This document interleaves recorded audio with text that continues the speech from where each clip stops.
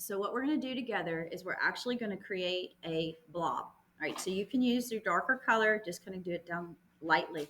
When I mean a blob, it's like an amoeba, all right, something that's just not normal. It's basically like a splat of water. Okay, now you have to do some problem solving. Where are your darks? Where are your lights? What do you want to come up? What do you want to go back? Okay, one of the things that I want to do is maybe take my pencil and make that decision.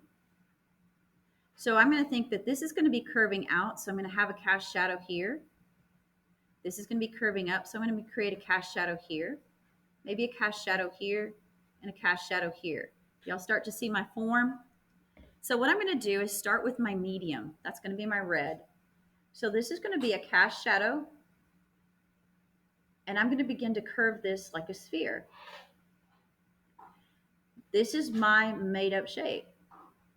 I'm going to keep this layer really light. And you're going to see that this is going to look like our artist, C.J. Henry. Now blend in and blend in. Notice I got my pencil really, really sharp, and I'm going to blend in slowly.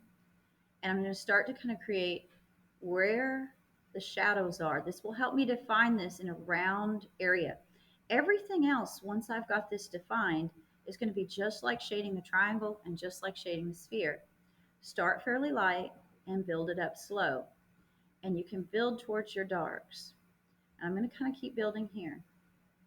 And again, start with one hue, do it monochromatic first. That means one hue going light to dark. Bring this out a little bit. And this is completely subjective. Subjective means, how do you see this? I saw this as an edge and kind of a ridge coming out. And I'm going to go ahead and darken this and push this back a little bit. And that will kind of bring that forward. And that's part of the fun, is what's moving back and what's moving forward. It's going to be up to you. If you darken it, it's going to move back. So you're going to create two geometric shapes that are definable, and then one blob that is organic, that is undefinable. Like you can't really say what this is. It could be a piece of popcorn, right? It could be maybe a root or vegetable of some sort.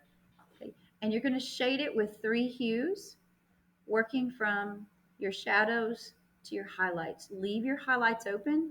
You get to decide what's coming forward as a highlight and what's moving back. Now on casting the shadow, that'll be a whole nother video on this one. We're not going to do that one on this. Just kind of create the form. Now I'm going to come back in with my darkest form or my darkest color to create my shadows. Now be gentle on this. Don't black out your shadows.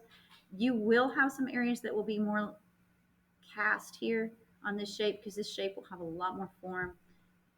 And you can go almost to your 9, but not quite. Keep it in the 8 maybe, and change through. Now I'm going to work and polish all of these a little bit further, and I will post the picture for you of the final. It'll take a little bit of time to polish these, and then I'll even add the shadow to give you kind of a hint.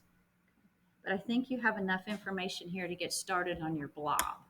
Good. I'm going to stop.